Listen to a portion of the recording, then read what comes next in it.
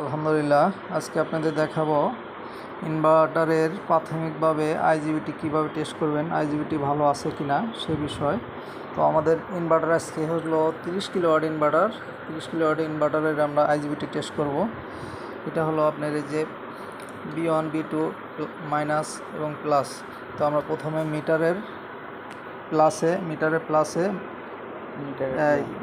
ইনভার্টারের প্লাসে মিটারের মাইনাস ধরো। এখন দেখেন এই যে মান দেখাচ্ছে। হ্যাঁ, পরেরটা ধরো। হ্যাঁ, এখন কিন্তু আপনার কন্টিনিউটি দেখাচ্ছে, তার মানে আপনার ওটা শর্ট আছে, এই মাঝখানের এটা শর্ট দেখাচ্ছে। হ্যাঁ, এই দেখেন শর্ট দেখাচ্ছে। পরেরটা ধরো। হ্যাঁ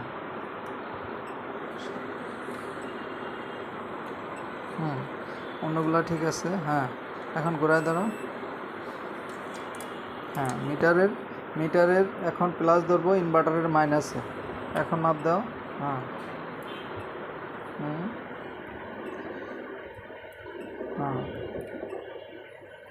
হ্যাঁ ঠিক আছে। এখন আমরা কি পাইলাম সেটা হলো এটা, এখানে ধরো।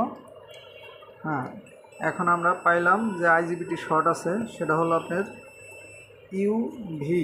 এই ভিটা শর্ট আছে প্লাসের সাথে, এই জন্য আপনার এই কন্টিনিউটি দেখাতেছে। আর ইনভার্টারের ফল্ট দেখাবে আপনার এসসিতে হলো আইজিবিটি শর্ট সার্কিট। তো আমরা বুঝতে পারলাম যে ভির সাথে প্লাসের শর্ট, এই জন্যই আপনার এসসিটা আছে।